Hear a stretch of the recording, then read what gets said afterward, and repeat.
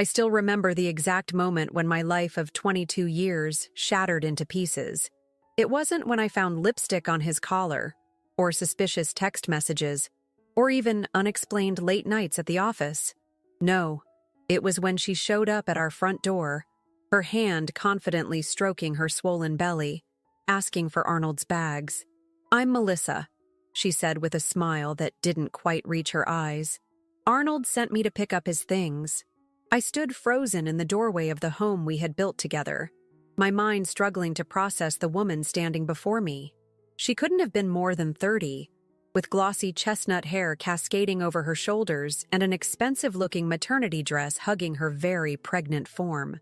"You know how he is," she continued, her voice dripping with familiarity. "A businessman. Always busy. He thought it would save time if I just stopped by." I just nodded, unable to form words as the blood rushed to my ears. 7 months pregnant, which meant this had been going on for at least that long. While I had been planning our anniversary trip, while I had been supporting his career, while I had been loving him faithfully for over 2 decades. "May I come in?" she asked, as if this were a normal social call, as if she hadn't just detonated a bomb in my life. I stepped aside mechanically, watching her saunter into my home with the confidence of someone who believed she had already won. She glanced around our living room, taking in the photos of Arnold and me throughout the years. Our wedding, our travels, our life together, with a look that was almost pitying. "He said his bags are packed and in the bedroom," she said, checking her designer watch. "He has a meeting in an hour, so I should hurry." Something inside me shifted. Maybe it was the casual way she referenced his schedule. A schedule I knew intimately after 22 years. Maybe it was her assumption that I would simply hand over my husband's belongings without question. Or maybe it was the sudden, cold realization that Arnold had sent his pregnant mistress to our home deliberately, forcing a confrontation he was too cowardly to face himself. "Yes, they're ready," I heard myself say with surprising steadiness. "I'll get them for you." I walked to our bedroom, no, my bedroom now, where his meticulously packed suitcases sat by the door. He had always been organized, my Arnold, always planning ahead. He must have packed them this morning before leaving for work, knowing he wouldn't be coming back. I stared at the bags, 22 years of marriage reduced to 2 pieces of luggage, and that's when an idea flickered in my mind. A small, dangerous idea that spread like wildfire through my thoughts. I had 15 minutes at most before she would become suspicious. 15 minutes to decide how this story would end. I unzipped the first suitcase, revealing his carefully folded clothes, his favorite watches, his toiletries. The second contained documents, his backup laptop, and the leather portfolio I'd given him on our 20th anniversary. My hands trembled, but my mind was suddenly, startlingly clear. Arnold had always underestimated me. Had always seen me as the supportive, unquestioning wife who would stand by his side no matter what. Who better to know his secrets than the woman he thought would never use them? I reached for his portfolio, the one place I knew he kept everything that mattered. The combination was our anniversary date. At least he hadn't changed that yet. Inside were exactly what I expected. Documents, USB drives, and a small black notebook I had never seen him without. The evidence of the double life he'd been leading while building his business empire. "Is everything okay in there?" Melissa called from the living room. "Just making sure he hasn't forgotten anything important," I replied, surprised by how normal my voice sounded. I made my choices quickly, methodically. I wasn't acting out of blind rage. This was something colder, more calculated. I removed certain items, replaced them with others, and carefully re-zipped the bags exactly as they had been. When I wheeled the suitcases into the living room, Melissa was examining our wedding photo, her expression unreadable. "He was younger here," she commented, not looking up. "We both were," I replied. "That was 22 years ago."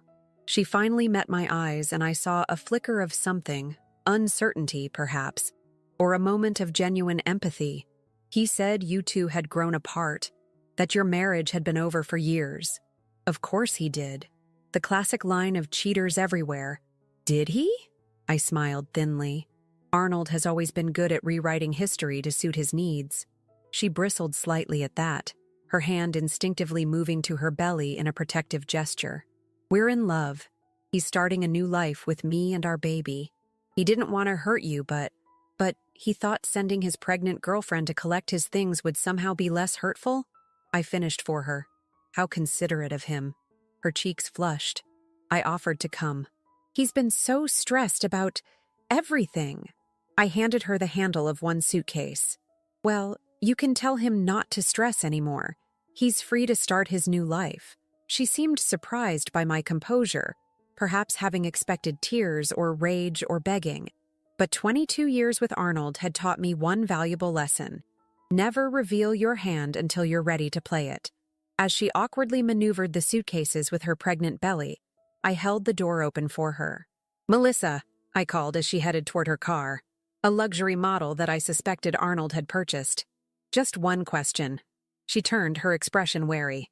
"Did he tell you about his allergy to penicillin? Or that his blood type is AB negative?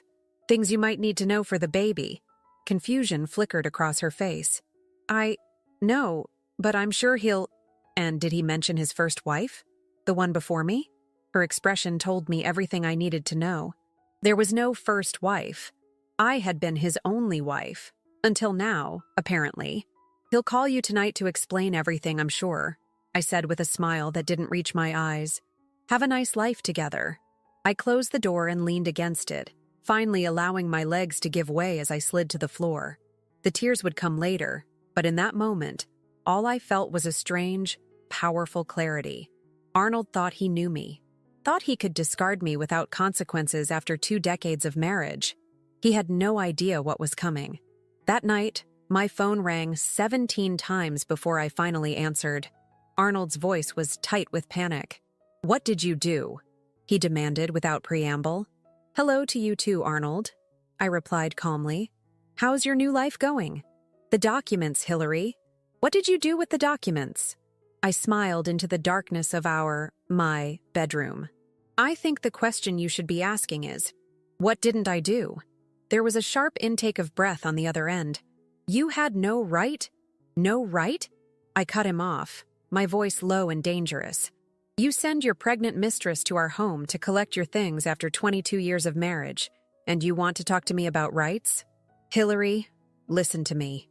His voice took on that cajoling tone he used with difficult clients. "There are things you don't understand. Important papers that—" "Oh, I understand perfectly, Arnold. Better than you think. And it's too late now. My revenge is already done. And it's sweet and subtle. Not what you'd expect." "What does that mean?" The edge of panic in his voice was deeply satisfying. "What have you done?" "You'll find out soon enough," I replied.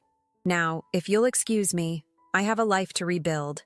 I hung up before he could respond, turning off my phone and placing it on the nightstand. Tomorrow would bring its own challenges, but for tonight, I had taken the first step toward something I hadn't felt in years: power. What Arnold didn't know was that I had discovered his secrets long before Melissa showed up at our door.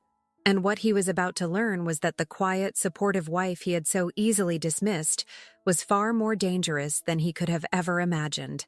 The morning after Melissa collected Arnold's bags, I woke with a strange sense of calm.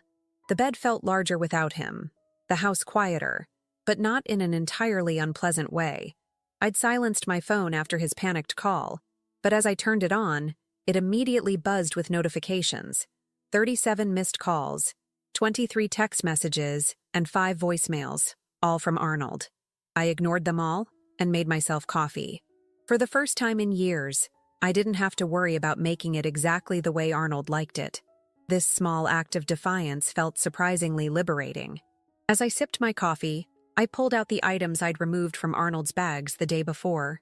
His black notebook, a USB drive, and several documents that had been hidden in a false bottom of his portfolio. These weren't just any documents. They were the keys to understanding who my husband truly was. I had discovered Arnold's secret compartment 6 months ago while looking for our passports. At first, I'd respected his privacy, assuming they were just sensitive business materials. But something had nagged at me. After 22 years, shouldn't there be complete transparency between us? It had taken me weeks to work up the courage to examine the contents. What I found wasn't what I expected. Not evidence of an affair, though that came later, but something just as devastating. Proof that the man I'd built a life with wasn't who he claimed to be. The notebook contained detailed information about clients, but with strange notations I couldn't decipher. The USB drive held encrypted files, and the documents, those were what truly shook me. Birth certificates with different names. Arnold James Simon, my husband, appeared to have been born as Michael Thomas Harrison. "Who are you?" I whispered to the photograph of us on our kitchen wall. His smile, once so familiar, now seemed like a mask. I had been a librarian before retiring early at Arnold's insistence when his business took off. Research was my specialty, and I'd spent months quietly investigating, careful not to alert him. I discovered he'd created a completely new identity before we met. The question was why. My doorbell rang, startling me from my thoughts. Through the peephole, I saw a face I hadn't expected. Arnold's business partner, Alan. "Hillary," he said when I opened the door, his expression grave. "We need to talk." I let him in, noting how uncomfortable he looked in my home, despite having been here countless times for dinner parties and celebrations. "Arnold sent you," I stated, not bothering to phrase it as a question. Alan shifted awkwardly. "He's concerned about some missing documents. Says you might have taken them." "Concerned enough to send you, but not concerned enough to come himself?" I raised an eyebrow. How typical. "Hillary, please," Alan sighed, running a hand through his graying hair. "This is serious. Those documents are crucial for the Henderson deal." The Henderson deal, a major contract Arnold had been pursuing for months. It would have been the crowning achievement of his career. "I don't know what you're talking about," I lied smoothly. When his girlfriend came to collect his things, I simply handed over what he had packed. Alan's expression changed subtly at the mention of Melissa. "Look, whatever is going on between you two personally, this is business. The company could suffer." "The company," I repeated, my voice hardening. "You mean the company I helped build? The one I entertained clients for, organized charity functions for, sacrificed my own career for? That company?" Alan had the decency to look ashamed. "I know you've contributed." "Contributed?" I cut him off with a bitter laugh. "I gave that company 22 years of my life, just like I gave them to Arnold. And now I'm supposed to care about its welfare? After what he's done?" A flash of confusion crossed Alan's face. "What Arnold's doing with Melissa is unfortunate, but it doesn't erase everything you've built together." Something in his tone made me pause. "You think I'm just upset about the affair, don't you?" Alan shifted uncomfortably. "Well, naturally." "Alan," I interrupted, studying him carefully. "How much do you really know about Arnold? About who he was before your partnership?" His hesitation told me everything. "We've been partners for 15 years, he said finally. "I know everything I need to know." "Do you?" I moved to my desk and retrieved a copy of one of the documents I'd found. Nothing too revealing, just enough to plant a seed. "Did you know his name wasn't always Arnold Simon?" Alan's face paled as he glanced at the paper. What is this?" "That's what I've been trying to figure out," I said quietly. "Who exactly is the man I married? The man you've been in business with for 15 years? Alan handed the paper back as if it burned him. "Hillary, whatever you think you've found, be careful. Some things are better left alone." His warning only strengthened my resolve. "Is that a threat, Alan?" "No," he shook his head. "It's advice from someone who considers you a friend. Just return whatever you took from his bags, for your own good." After Alan left, I sat for a long time staring at the documents spread before me. What had Arnold told him to make him so nervous? What was I dealing with exactly? My cell phone rang. Arnold again. This time I answered. "Where are the documents, Hillary?" His voice was controlled, but I could hear the underlying panic. "Hello to you too, Arnold. Or should I call you Michael?" There was a beat of silence. "You've been going through my things." "Technically, they were in our home. The home you abandoned yesterday by sending your pregnant girlfriend to collect your belongings." "Hillary, listen to me." His voice dropped lower, more urgent. "You don't understand what you're dealing with. Those documents, are quite revealing, I finished for him. I particularly enjoyed learning that my husband of 22 years isn't who he claims to be. That was an interesting discovery after 2 decades of marriage. I can explain everything, he said quickly. Meet me somewhere. No, I cut him off. I'm done meeting you on your terms. If you want to explain, you can do it at my lawyer's office tomorrow at 2 p.m. Your lawyer? He sounded genuinely surprised. Hillary, this doesn't have to get messy. It got messy the moment you decided to start a new family while still married to me, I said calmly. But that's actually the least of your problems now, isn't it? His breathing quickened. What have you done? Nothing yet, I replied truthfully. But I've learned a lot in the past 6 months, Arnold. Things I'm sure you'd prefer stayed hidden. Things I put in places where they'll be found if anything happens to me. Are you threatening me? His voice rose in disbelief. I'm protecting myself, I corrected. Something I should have done years ago. After I hung up, I stared at the ceiling, my heart racing. I was playing a dangerous game with a man I no longer knew. But confronting Arnold had confirmed my suspicions. He was scared. And men like Arnold don't scare easily. That night, I was awakened by the sound of breaking glass. Someone was in my house. I slipped from bed, my heart pounding so loudly I was sure the intruder could hear it. Grabbing the baseball bat I'd placed under the bed after Alan's visit, I moved silently toward the study where the noise had come from. Through the crack in the door, I saw a figure rifling through my desk drawers. Not Arnold. This man was taller, broader, a professional. My hand trembled as I dialed 911 on my cell phone, keeping my voice to a whisper as I gave them my address. The dispatcher assured me police were on their way, but I knew they might not arrive in time. The intruder turned suddenly toward the door, and I caught a glimpse of his face in the moonlight. Cold, expressionless, unknown. I pressed myself against the wall, bat clutched tightly in my hands. In that moment, I realized the stakes had just risen dramatically. This wasn't just about a cheating husband or a broken marriage anymore. Arnold hadn't just betrayed me with another woman. He'd brought something far more dangerous into my life. And as sirens wailed in the distance, I knew I had 2 choices: retreat into fear or fight back with everything I had. The intruder froze at the sound of approaching police, then moved quickly to the window. As he slipped out into the night, he took nothing with him, because he'd found nothing. The real documents were no longer in the house. I had already moved them to a safer location, anticipating that Arnold might try something like this. What I hadn't anticipated was how far he would go. As the red and blue lights flashed outside, I knew one thing with absolute certainty.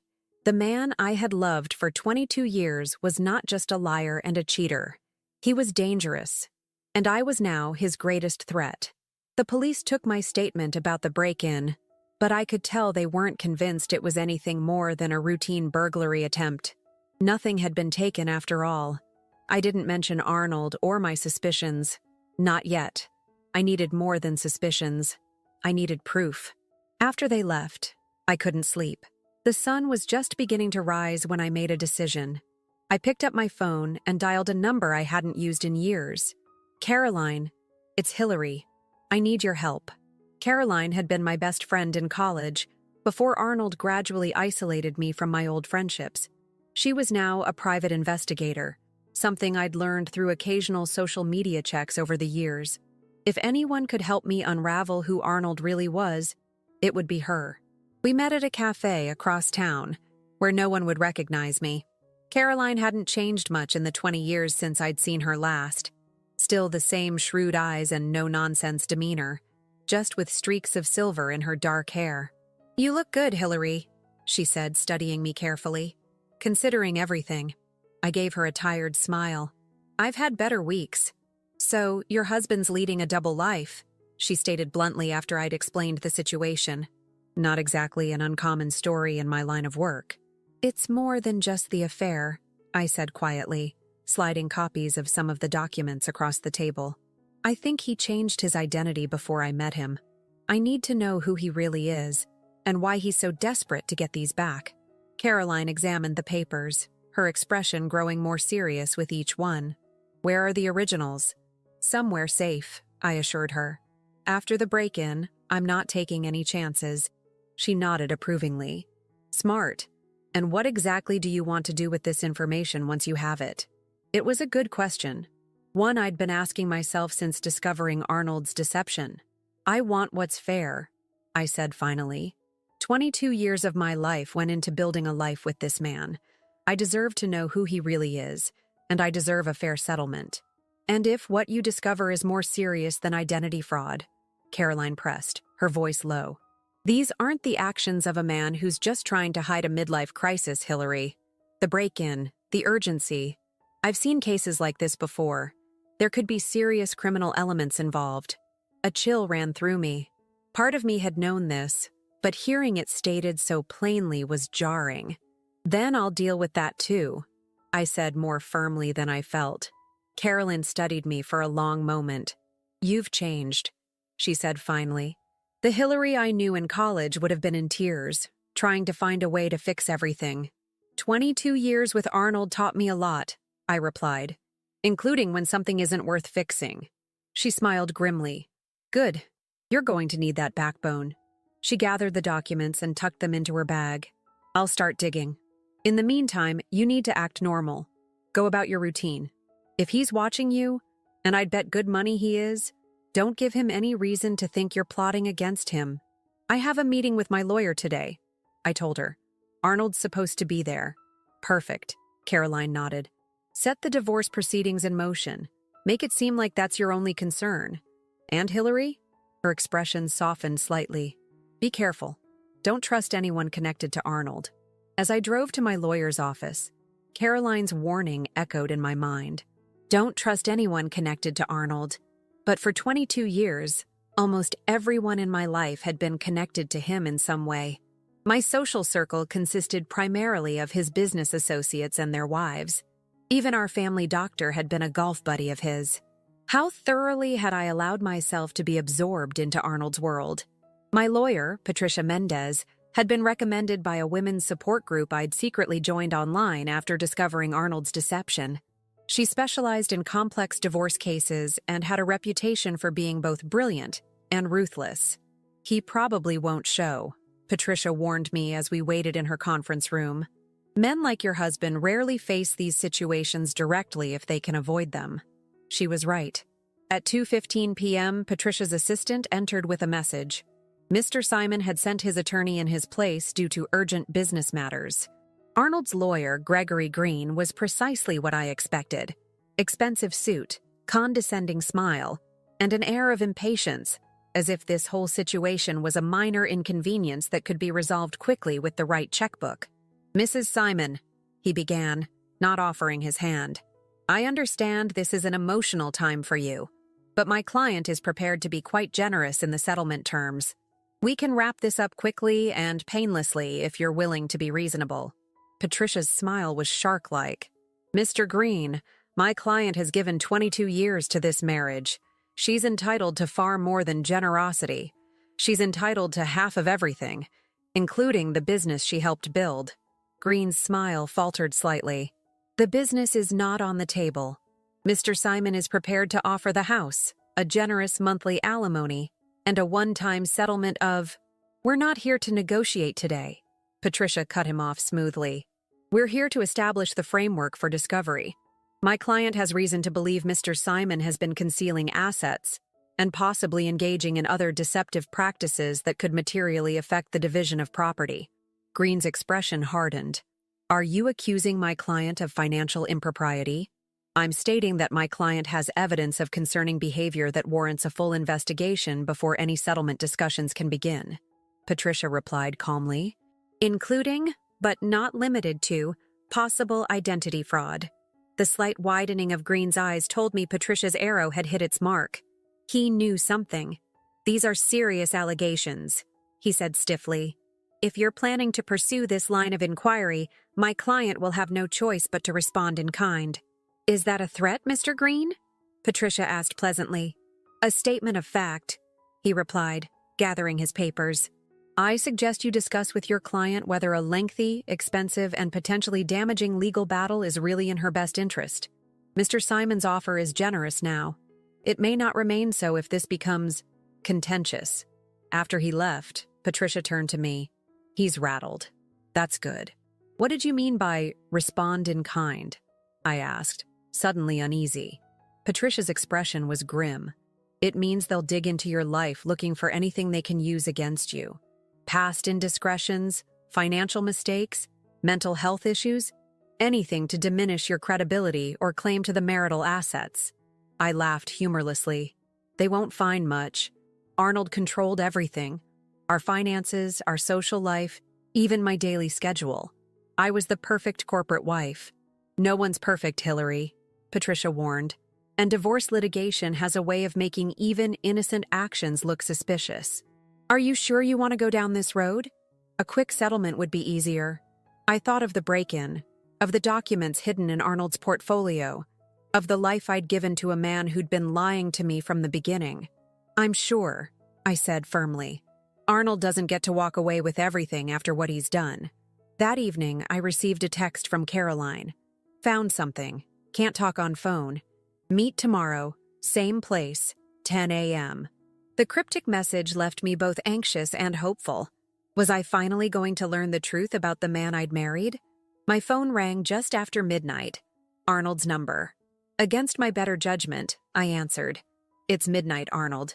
Call off your investigator, he said without preamble, his voice tight with barely controlled anger. My blood ran cold. How did he know about Caroline? I don't know what you're talking about. Don't insult my intelligence, Hillary, he hissed. I know you met with Caroline Douglas today. I know you gave her documents from my portfolio. Call her off, or I can't be responsible for the consequences. Fear and fury battled within me. Are you threatening me, Arnold? Like you threatened me by sending someone to break into my house last night? There was a pause. What are you talking about? I didn't send anyone to the house. He sounded genuinely confused, which only confused me more. If Arnold hadn't sent the intruder, then who had? Hillary, listen to me. His voice lowered urgently. You've stumbled into something you don't understand. For your own safety, stop digging. Return the documents, call off Douglas, and take the settlement offer, please. Why should I believe anything you say? I asked bitterly. You've been lying to me for 22 years. Not about everything, he replied softly. Not about us. I did love you, Hillary. Part of me still does. That's why I'm warning you now. You're in danger. We both are. The line went dead before I could respond. I sat in the darkness, my mind racing.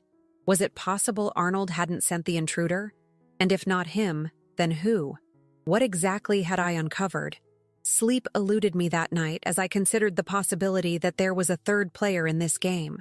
Someone neither Arnold nor I had anticipated. Someone who might be more dangerous than either of us realized. Tomorrow's meeting with Caroline couldn't come soon enough. As dawn broke, I made a decision. Whatever the truth was, I would face it head on. No more being the passive, supportive wife. No more letting others dictate my fate. If danger was coming, I would be ready. I arrived at the cafe 30 minutes early, my nerves on edge after Arnold's midnight call. I chose a table with a clear view of both the entrance and the back exit, something Caroline had taught me during our brief meeting yesterday. Old habits from her law enforcement days, she'd explained. The cafe was nearly empty at this hour, just a barista arranging pastries and an elderly couple sharing the newspaper. I ordered a coffee I didn't want, just to have something to do with my hands. At precisely 10 a.m., Caroline walked in, looking different than she had the day before. Her silver-streaked hair was pulled back severely. She wore glasses I hadn't seen yesterday, and her casual clothes had been replaced by a crisp business suit. She scanned the cafe with practiced efficiency before joining me. Don't react to anything I'm about to tell you, she said quietly, placing a manila folder on the table between us. Just listen. We're being watched. My heart stuttered, but I kept my expression neutral, taking a sip of lukewarm coffee. Not here in the cafe, she clarified, seeing my eyes dart around. But your house is definitely under surveillance. Your phones are probably tapped too, and Arnold knows you hired me, which means someone very professional is tracking your movements. Arnold called me last night, I admitted softly.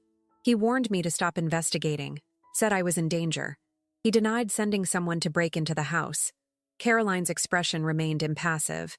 but I saw concern flicker in her eyes. He might be telling the truth about that. Look at these. She opened the folder, which contained several photographs. They appeared to be surveillance photos of Arnold entering and exiting various buildings, talking to people I didn't recognize. In one, he was arguing with a tall man in an expensive suit outside what looked like a hotel. That's Alan Johnson, I said, recognizing Arnold's business partner. And the hotel is the Grayson, Caroline added. Very exclusive, very discreet. Often used for high-level business meetings that need to stay off the record. I studied the other photos. Who are these other people? This is where it gets interesting. Caroline tapped one photograph showing Arnold with a severe-looking older man. This is Viktor Kozlov, Russian businessman with alleged ties to organized crime. Nothing proven, of course, but he's on several watch lists. My mouth went dry. What would Arnold be doing with someone like that? That's what I wanted to know, Caroline said. So I dug deeper into Arnold's original identity. Michael Harrison. Turns out Michael Harrison supposedly died in a boating accident 25 years ago, except the body was never recovered. He faked his death? I whispered, stunned despite suspecting that Arnold was hiding something major. Caroline nodded grimly. And here's where it gets even more complicated. Michael Harrison was under investigation by the FBI at the time of his death, suspected of money laundering for the Russian mob. The cafe suddenly seemed too warm, too small. That's impossible. Arnold built his business from nothing. I was there. Was he already wealthy when you met him? Caroline asked. I thought back to our early days. He had startup capital for his business. He said it was from an inheritance and savings from his previous job in finance. Convenient story, Caroline remarked. And one that's hard to verify, especially if you're besotted with a charismatic new boyfriend. The bitter truth of her words stung. I had been completely in love with Arnold when we met, so much so that I never questioned his background too deeply. When he suggested I quit my job at the library to support his growing business, I'd agreed readily. When he gradually separated me from my friends, including Caroline, I'd accepted it as the natural evolution of a relationship. If Arnold, or Michael, was involved with the Russian mob, why resurface? I asked. Why take the risk of being discovered? That's the million-dollar question, Caroline said. My guess? He thought he was safe. New identity, new life, respectable business. But something changed. Maybe his old associates found him. Maybe they needed his services again. The Henderson deal, I said suddenly, remembering Alan's urgency about the missing documents. Arnold's been obsessed with it for months, said it would be the crowning achievement of his career. Caroline's eyes narrowed. Tell me about this deal. It's a major contract with Henderson Global. They're expanding into Eastern European markets, and Arnold's company would handle all their logistics and supply chain management. It would be worth millions. Eastern Europe? Caroline mused. Including Russia? The implication hit me like a physical blow. You think the Henderson deal is a front for something illegal? Money laundering? It would make sense, she nodded. A legitimate business contract providing cover for illicit financial activities. The perfect setup. I thought of the encrypted files on the USB drive I'd taken from Arnold's portfolio. I have something that might confirm this. Files from a USB drive I took from his things. They're encrypted, but don't tell me anything more. Caroline cut me off, her voice suddenly sharp. Not here, not now. She slid a small device across the table, a burner phone. Use this to contact me from now on. And Hillary, be very careful with those files. If they contain what we think they might, they're explosive. What should I do? I asked, feeling overwhelmed by the scope of what we were uncovering. For now, proceed with the divorce as planned. Act as if that's your only concern. I'm going to reach out to some old contacts, see if there's any active investigation into Henderson Global or Kozlov's activities in the U.S. And Arnold? What about his call last night? Was he actually warning me because he cares, or manipulating me? Caroline's expression softened slightly. In my experience, it can be both. He might genuinely want to protect you, while also protecting himself. Men like Arnold or Michael compartmentalize. The loving husband and the criminal can exist in the same person.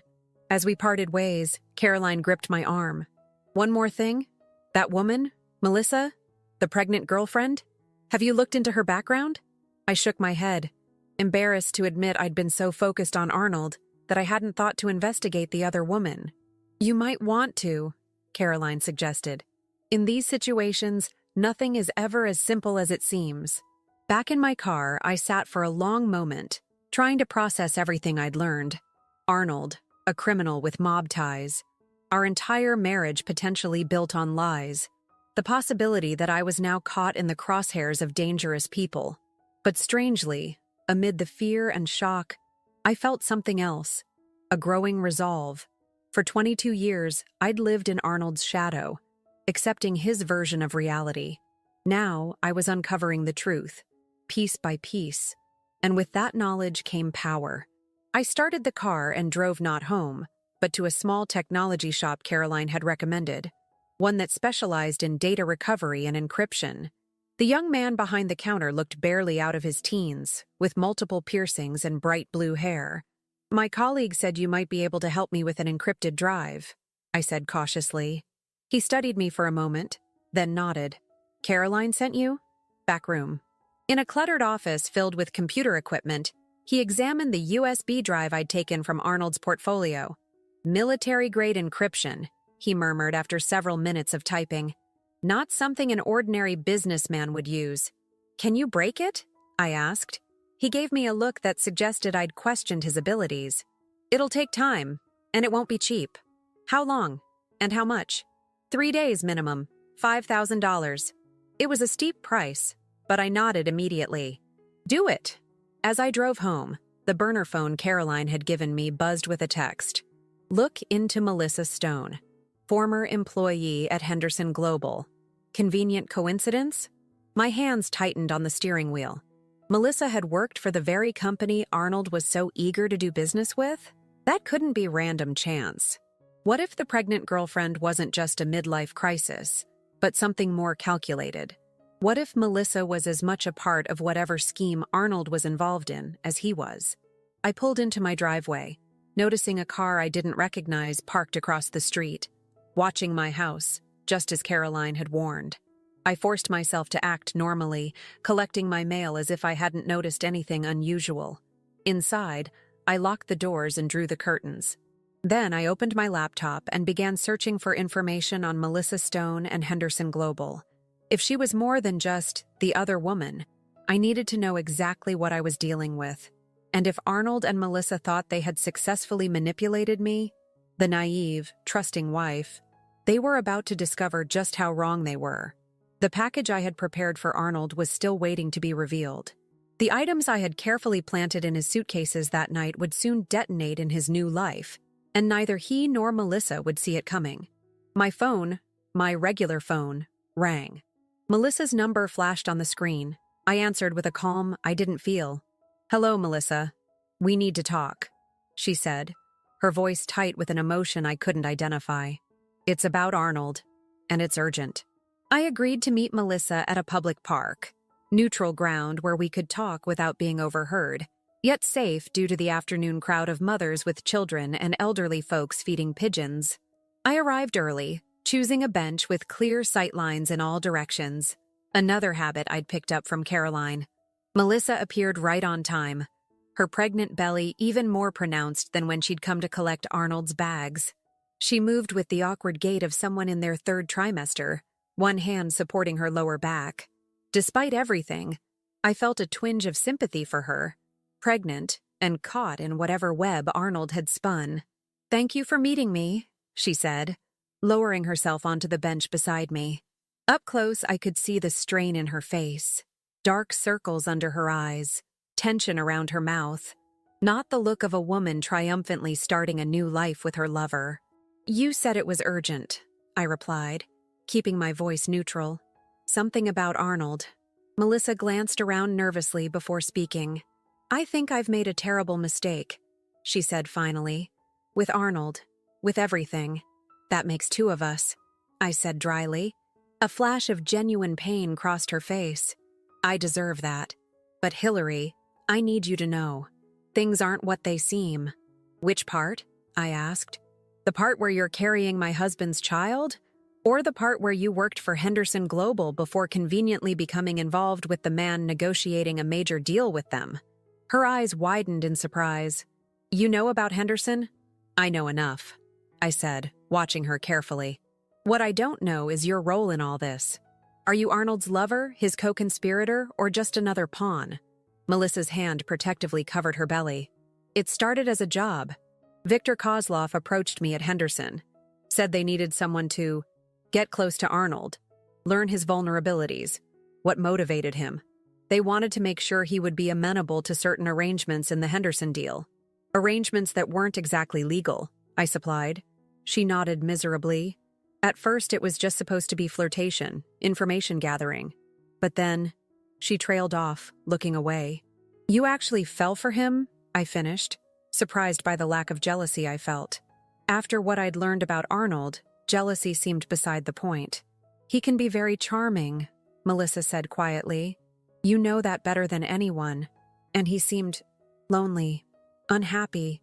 So unhappy in his 22-year marriage that he got you pregnant, I said sharply. Her face flushed. The pregnancy wasn't planned. It complicated everything.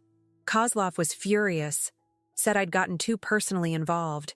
Arnold was panicked at first, but then he said it was perfect, that we could use the pregnancy to expedite things. Expedite what exactly? His exit strategy, Melissa said, meeting my eyes directly. Arnold has been looking for a way out of his arrangement with Kozlov for years. He thought the Henderson deal would be his chance. One last big score, enough money to disappear again. Start over somewhere new. With you and the baby, I added. She looked down at her hands. That was the plan. Until 3 days ago. That's when I found out. Found out what? I pressed. That I'm not the only pregnant girlfriend, she said bitterly. There's another woman in Chicago, an executive at Henderson's American headquarters. She's 5 months along. Arnold's been promising her the same things he promised me. Despite everything, I felt a fresh wave of shock. Even knowing what I now knew about Arnold, his capacity for deception still managed to surprise me. And that's not all, Melissa continued. The documents you took from his portfolio? Kozlov is desperate to get them back. They contain evidence of the money laundering operation. Names, dates, account numbers. If they fell into the hands of the authorities, Arnold would be ruined, I finished. And so would Kozlov. Melissa nodded. Arnold's convinced you switched the real documents with fakes when I picked up his bags. He's been frantic trying to figure out what you did with them. A cold smile spread across my face. So that's what this is about. You're here to convince me to return the documents. No, Melissa said emphatically. I'm here to warn you. Kozlov is not a patient man. The break-in at your house? That was just the beginning. If you have those documents, you need to go to the authorities now, before... She stopped abruptly, her gaze fixed on something over my shoulder. I turned to see a black sedan pulling up to the curb about 50 yards away. They followed me, Melissa whispered, her face draining of color. We need to leave, now. My heart pounding, I rose from the bench. My car's on the other side of the park. We'll never make it, Melissa said, struggling to her feet. Hillary! The voice that called my name wasn't a stranger's, but Caroline's. She was striding purposefully toward us from the opposite direction of the sedan, and she wasn't alone. 2 men in suits flanked her, their postures screaming, law enforcement. FBI, Caroline said once she reached us, flashing a badge I didn't know she had. Hillary, Ms. Stone, you need to come with us. Now. The men from the sedan had exited their vehicle and were moving in our direction. One placed his hand inside his jacket, a gesture that needed no interpretation. Those men work for Kozlov, Melissa said urgently. We know, Caroline replied grimly. We've been tracking them. And you. She guided us quickly toward a waiting SUV with tinted windows. As we pulled away, I saw the men from the sedan return to their vehicle, but they didn't follow. The presence of federal agents had clearly deterred them, for now. You're FBI? I asked Caroline once we were safely en route. She nodded. Retired officially, but I still consult. When you came to me with your concerns about Arnold, some things sounded familiar. I reached out to former colleagues who've been investigating Viktor Kozlov for years. And the documents? I asked. The ones from Arnold's portfolio? Potentially key evidence, Caroline confirmed. If you still have them. I do, I said. Not on me, but somewhere safe. And the USB drive? She pressed. Being decrypted as we speak, I told her. Caroline exchanged a look with one of the agents. Good. If it contains what we think it does, it could be the breakthrough we've been waiting for. Melissa looked confused. You planned all this? From the moment Hillary contacted you? Not exactly, Caroline admitted. But I recognized an opportunity when I saw one. Hillary's discovery gave us a way into an investigation that's been stalled for years, and your decision to come forward today filled in the missing pieces. What happens now? I asked. Now we complete the operation, Caroline said simply. Your husband, or whatever his real name is, has a meeting with Kozlov tonight to discuss the Henderson deal. With what we now know and the evidence you've provided, we can finally move on both of them. And what about us? Melissa asked, her hand once again protectively covering her belly. Witness protection, if necessary, Caroline replied. Depends on how valuable your testimony proves to be. As the reality of the situation sank in, I felt an odd sense of clarity. What about the things I planted in Arnold's bags? My sweet revenge? Caroline raised an eyebrow. What exactly did you do, Hillary? I smiled thinly. I replaced his important documents with elaborate fakes. Subtle changes to key details. Names, dates, account numbers. Enough to cause chaos if he tried to use them.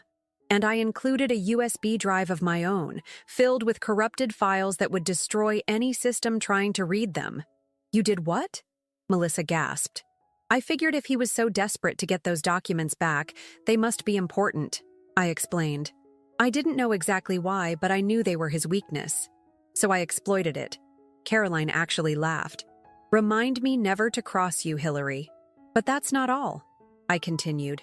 I also included copies of all his text messages with Melissa that I'd found while searching his phone months ago, and screenshots of his online searches about prenuptial agreements and divorce laws, plus a letter from me explaining exactly how I'd discovered his deception and how I planned to make him pay for it. Psychological warfare, Caroline nodded approvingly. When he called me in a panic that night, it wasn't just about the missing documents, I said. It was about realizing that the quiet, compliant wife he thought he knew was gone. That I wasn't going to just fade away quietly while he started his new life. As we pulled into a secure government facility, I felt a weight lifting from my shoulders. The truth about Arnold was far worse than I'd imagined. But knowledge, even painful knowledge, was power. For 22 years, I'd lived in the dark. Now, finally, I was stepping into the light. Inside, as FBI agents debriefed Melissa in another room, Caroline sat with me in a small conference area. You know the case against Arnold will be stronger with your testimony, she said gently. I nodded. I'll tell them everything I know. It won't be easy, she warned. Your entire marriage will be scrutinized. Every financial transaction, every trip, every decision. People will question whether you could have truly been ignorant of his activities all these years. Let them question, I said firmly. I know the truth. And the truth is that I trusted the man I loved. That was my only crime. Caroline squeezed my hand. For what it's worth, I think your revenge was inspired. Even without the FBI involvement, you would have destroyed him. I smiled sadly. The funny thing is, once I discovered who he really was, revenge became less important. I just wanted my life back. My real life. Not the illusion he created for me. And now? Caroline asked. Now I get to find out who Hillary Simon really is, without Arnold's influence, I said. Turns out she's stronger than either of us knew. As night fell, FBI agents prepared to move in on Arnold and Kozlov.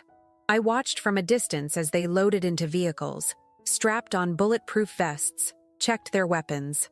The life I had known was ending tonight. But unlike Arnold, who had lived in fear of his past catching up with him, I was facing my future with clear eyes and an open heart. My revenge hadn't been about hurting Arnold. It had been about reclaiming myself. And in that, I had already succeeded.